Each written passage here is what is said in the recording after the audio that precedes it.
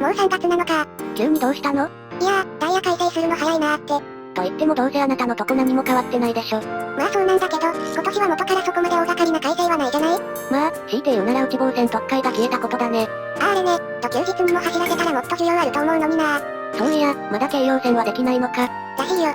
何やってんだよ本当に。もうウプ主にもガタが来てんじゃない？ガタとは失礼な。私はまだまだ現役バリバリだわ。誰もあなたのこと言ってないんですけど。あれ、そうだったの。でも今ので自分にガタが来てると認めたような。認めてないわよ。まあ今回はこのうんげふんげふん205系が走ってる武蔵野線についてやっていこう。そうだね、それじゃあさっさとオープニング行こう。それじゃあコールお願いします。それでは、出発進行。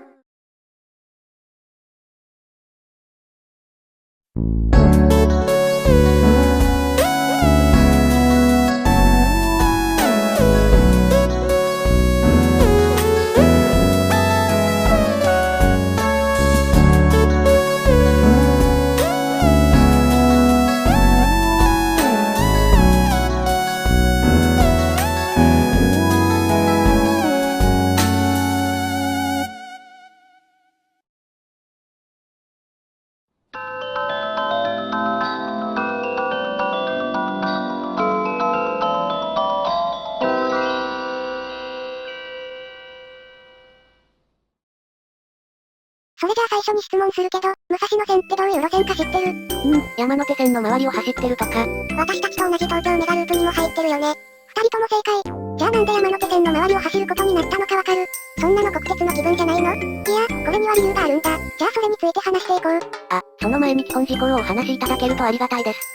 忘れてたわ。路線名は武蔵野線。起点は神奈川県にある鶴見駅。終点は千葉県にある西船橋駅です。鉄数は貨物区間も含めて30駅。路線の総距離は 100.6 キロ。ちなみに開業したのは1973年4月1日と、比較的新しい路線です。この路線は先ほども言った通り、東京メガループに含まれています。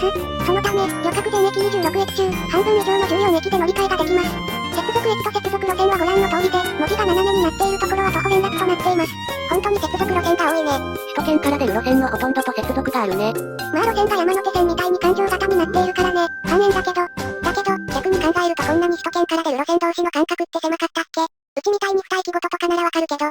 確かにな。あとは、なんで徒歩連絡が多いんだろうな。利用者からすれば迷惑なんじゃないか？まあ確かにそうだね。ちょっと歩かなきゃだしね。まあそのあたりを含めて話していこうかな。じゃあこの路線ができた歴史についてお願いします。はい。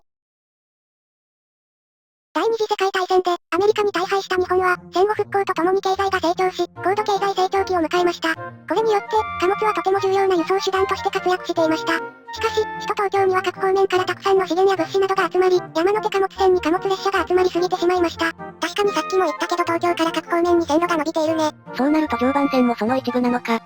まあね、この貨物の多くは、常磐方面から横浜方面、千葉方面から山梨方面などと、東京を経由することが多かったので、東京を経由しないで双方の路線を結ぶ路線を建設することとなりました。それが現在の武蔵野線です。ってことは、もともと貨物計画だった路線を旅客化したわけか。でも別に東京を経由しないなら、もっとどこでもよかったんじゃないの？いや、今の路線図を見てみて。鶴見では新鶴見操車場、大宮では大宮操車場などといった大きな操車場と接続、さらに JR との接続路線とは、支線が繋がっているんだよ。ほんとだ。だから微妙に離れたところに迂回路線を作ることになったんだよ。ちなみに、武蔵野線建設計画として、線内を4分割してそれぞれ別の名前で呼んでいました。新鶴見から西国分寺までを、武蔵野南線、西国分寺から大宮までを、武蔵野西線、大宮から新松戸までを、武蔵野東線、新松戸から西船橋間を、小金線、でした。なんか最後だけ武蔵野なんとか線じゃないのが気になるね。でもそこは多分地名から取ってるんじゃない？北小金っていう駅もあるし。多分 E531 系の言う通り、小金線は地名から取ったと思われます。そして1973年4月1日、府中本町から新松戸一貫が開業します。そして、各接続路線との支線も開業しました。この時と同時に旅客運転も始めました。開業した支線の中で知らないやつがあったんだけど。府中から下河原かな？そうそう。まあこれは3年後に廃止されちゃうからね。そうなのか。そして夏休みの終わりを告げる24時間テレビが始まった1978年、全線が開通します。しかし、当時は元々の目的である貨物列車優先だったため、旅客はラッシュ時でも15分間隔、日中はほとんど1時間に1本ほどしか来ないような地方路線でした。なんかある意味すごいね。今の2都線とかのレベルだよな。今の漢字を見ると考えられないわ。本当にそうなんだよね。その後1988年、京葉線の延伸に伴い、京葉線との直通運転を開始しました。その後の1996年、6両だった編成を8両編成に変更しました。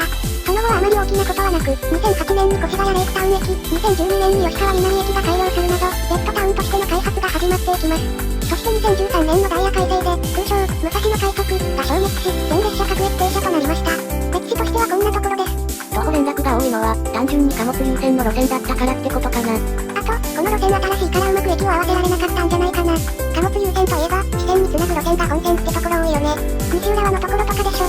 今で箱根の方が本数多いのにわざわざ減速しなきゃいけないんだよね。それに武蔵野線は真ん中に誘致線みたいなところ多いよね。あそこは時々貨物列車が停車したりしてるよ。こんなに貨物優先になっている路線もなかなかないよな。旅客がおまけ的な感じだったんだよね。今では正反対だけど、まあその貨物線の路線を利用していろんな電車が走っているけどね。確かに一年中走ってるといろんな車両を見るね。そうなの？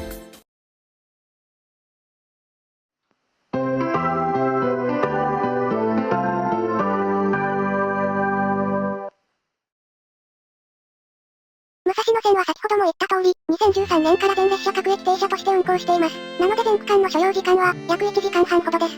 うわぁ長いな。でも全区間乗り通す人なんていないから。さらに、武蔵野線内での運転は少なく、多くの電車が京葉線に直通しています。それじゃあ東京まで来てるってことか。なんか全区間乗り通す人がいなそうなのわかる気がする。まあメガループの路線ってそんなもんでしょ。話を元に戻して、日中は1時間に6本で、3本が東京方面、3本が南船橋方面に直通しています。朝と夕方には海浜幕張まで直通したりもしてるよ。そういや、さっき武蔵野快速が消滅って言ってたけど、それまで武蔵野線でも快速電車があったの。まあ、あったといえばあったかな。なんでそんな微妙な回答なんだよ。それは、武蔵野線内で快速運転はしてないからさ。武蔵野線内で快速運転しないならどこで快速運転してたのよ。ていうかそれ自体すでに種別詐欺じゃね？いや、快速運転してたのは京葉線内で、方向幕にもちゃんと武蔵野線内各駅停車とは書いてあるから。それにしてもひどいだろ。まあそう考える人が多かったから廃止になったんだろうけどね。ちなみに京葉線内はどこを飛ばしていたんだ？通過していたのは京葉線の快速と同じで、葛西臨海公園だけど休日に停車していたよ。それだと京葉線の快速と乗り間違える人多くない？だから、こっちを武蔵野快速、京葉線の快速は京葉快速と呼んでいたんだ。また2002年までは、快速武蔵野ドリームっていうのも走っていました。なんだよその種別。どこかの臨時列車みたいじゃん。いや、でもこれ普通に定期で走ってたよ。でもこれなんでこんな種別作ったの？これは、京葉線内で、平日と土休日で快速の停車駅が異なっていたので、土休日側の快速の名称として付けられました。あれか、土休日は観光客向け的な感じか。確かにそう言われたらそうかな。葛西臨海公園には止まってるし。なんかややこしいことしてたんだな。まあ京葉線は沿線に住宅があるわけでもないから、平日と土休日で利用客が変わってくるもんね。まあそうなるね。まあここまでは消えた種別について話してきたけど、ここからは今も残っている種別について話していくよ。でもさっき全列車各駅停車って言ったから種別も何もないんじゃないの？まあ種別は各駅停車なんだけど、ちょっと違うんだ。その列車名は何？列車名は、武蔵野号と下総号だよ。二つもあるのか。この二つの列車が走ってるのはどこなの？武蔵野号は、八王子や府中本町から大宮、下総号は、海浜幕張から大宮だよ。だから E233 系6000番台は、八王子で見たことあるはずだよ。あ、確かに一つだけなんか古いやついるなって思ってたけどそういうことだったのね。古いは余計だわ。でもなんでこんな列車ができたの？それはね、新幹線リレー号。新幹線の暫定開業時に新幹線利用者に対して運行される臨時列車のことなんだけど、東北新幹線が大宮から盛岡まで開業した時に、武蔵野線にも臨時列車を走らせることになった。それが今の武蔵野号の始まりです。その後、秋田新幹線、小町ができたことにより、小町リレー号として運転していました。当時は、毎日運転の臨時列車と呼ばれていたそうです。毎日運転ならもう臨時列車じゃないじゃん。だけど新幹線リレー号なら、新幹線が延伸すれば意味なくなるんじゃないか。まあ、それも含め他にもいろんな理由があって、新幹線リレー号の名をやめて今の武蔵野号って名前になったんだ。やっぱり乗り換えがなくなるから便利っちゃ便利なわけなんだね。その後はこの列車に似た列車ができたり消えたりして、ついに武蔵野号が定期列車化します。さらに武蔵野線が東京メガループになったことから、快速から普通列車になりました。それと同時に、下総号が誕生します。新幹線リレー号とルートは同じだけど、利用客の目的が変わってるね。そうだね、今の武蔵野号は乗り換えを少なくして、中央線や宇都宮線方面に出るためだからね。それも貨物線のおかげで利便性が向上してるわけね。最後に2014年、中央線内を各駅停車化して今に至っています。中央線内飛ばしてたの？でも中央特快でさえ立川までは各駅に止まるんだから、通過すると言っても中央線内最後の国立駅ぐらいしかないんじゃない？いや、それがね、中央線内での停車駅は八王子、立川だけなんですよ。豊田、日野は通過？そうだよ。それ中央特快より早い種別になるじゃん。だから、いわゆるねじれ現象が起こっていたんだ。あ、それなんかこっちでもあったな。よく覚えてないけど。まあそのねじれ現象をなくして、利便性を高めた武蔵野号や下総号は、朝や夕方を中心に運行しています。一応それぞれの発車時刻はご覧の通りなので、乗れそうだったら乗ってみてくださいね。あと武蔵野号は西浦和駅だけ通過しますので、そこもある意味特徴ですね。まあ今では、武蔵野号と特急開示を合わせて、武蔵野開示っていう列車も臨時列車で運行したりしていて、貨物線をかなり活用している列車が多くあります。ホリデー快速鎌倉とか、正月の成田山新勝寺への初詣臨時とかね。まあ、あとは日光とかの修学旅行とかでも使われるね。最近は本数が減ったけど。それはまあ上の東京ラインの開通で時間短縮になるからだろうね。それじゃあ次の主要車両について見ていこうかな。そうだな。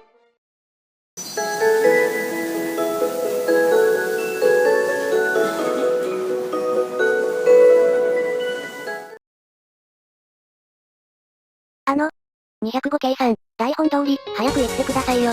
言わないなら代わりに言いますよ。武蔵野線の車両は、鉄道マニアの中で、中古車センター、と呼ばれています。なんでそんな風に呼ばれてるんですか、205系さん。まあ、それは、私も含めてこの路線には新車が入らないからだわざわざ自虐発言ありがとうございました。それにしてもメガループの仲間たちだって新車が入ったのに、ここだけは入ってないね。それも、首都圏で205系使ってる路線も減ってるのにね。今ここで走ってる車両は、メルヘン顔が特徴の205系0番台、それと現顔である私205系5000番台、さらに209系500番台の3種類です。まあ少々例外の車両がありますがその話はここでは割愛します。この中でこの路線に新車として導入されたのはあるの？それはメルヘン顔の0番台だけだよ。私ら5000番台は、もともと山手線の205系だし、209系だってもともとは京葉線の車両だからね。さらに南武線から転属してきた205系もいるしね。そりゃ中古車センターと呼ばれるわけだわ。こうなると205系についている LED 表示器も、どうも新品とは思えなくなってきたわ。まあ各形式の説明をすると、205系0番台は、さっきも言ったようにメルヘン顔のタイプと、南武線から転属してきた現顔のタイプとがあります。両者ともに、京葉線内の勾配を登るために 6MT の協力編成となっています。6MT ってことは先頭車以外が動力車ってことか。加速性能高そうだけど、案外そうでもなさそうね。そうしないと勾配登れないわけだからね。次に私、205系5000番台は2002年に山手線から追い出された車両で、武蔵野線で走っていた103系を置き換えるために導入されました。VVVF 化改造をしたので、0番台よりかは動力車は少なく、4M4T となっています。こういう車両が例外なのか。最後に209系500番台、この車両は、京葉線の E233 系導入に伴い、余った編成が3編成転属してきました。以上の、8両編成が45本の計360両が運行しています。2002年まであの103系がまだ走ってたのか。それはあなたのとこの快速電車も同じくらいでしょ。まあね。ちなみに、もっと昔には、101系や201系も走っていたけど、8両化に伴って撤退しました。そういえば、中央総武観光線の車両がこっちに来るって噂もあるけど、それはどうなの？まあ、ほとんど事実だと思うよ。そうでもしないと転属先がないしね。でもそうなったらあなたたちももういなくなるわけだよね。まあね。だけど残された区間ちゃんと走れば後悔は何もないよ。随分と前向きなんだな。まあね、E235 系が壊れたから少し走れる時間伸びたし、他者の不幸を喜んでるわけね。まあ、仕方ないだろう。それじゃあ次に進もう。い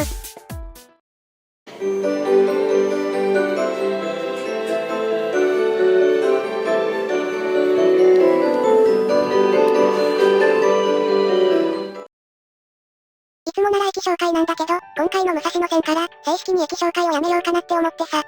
どうして？路線によって駅の数が変わったり、過去の動画見ると駅紹介のあたりの視聴率も悪いからね。そうなんだ、じゃあその代わりに何をやればいいの？じゃあ、まあ武蔵野線の沿線とかそういうところを教えてください。わかりました。まず、この武蔵野線は沿線に公営競技場が多くあります。そのため、列車の増発などが行われているので、ギャンブルラインとか呼ばれるほどの路線です。もしかしたら、車内に新聞持って鉛筆を耳にかけている人を見かけるかもしれませんね。路線の中に競馬場が3カ所もあるなんて珍しいね。なんかいろんなギャンブラーがいそうだね。他には、北府中駅の西側に、東芝府中事業所というのがあります。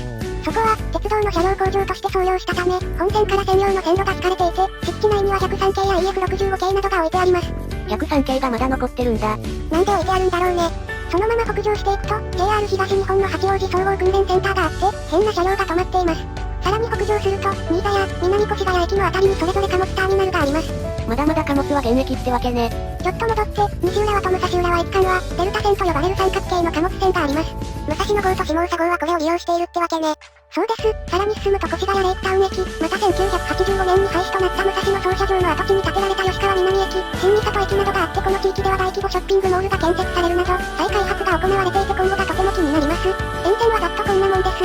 かなり鉄道マニア向けのとこが多いですけど、今になっても沿線開発が進んでるのね。あの辺りは操車場の跡地でかなり広い土地があるからね。これからもっと発展していってほしいなって思うよ。なんか武蔵野線の沿線には各種の競技場も大型商業施設もあっていろんなものが揃ってるね。まあ路線が半円型だから東京近郊を離れてないしね。それも多分一つの要因だろうね。こんなにいいところあるのに、速達性がないのはなんか寂しいよね。確かにな、せめてもの快速とかは走らせないのかな。ちゃんと武蔵野線内を快速運転するやつね。そんなことわかってるよ。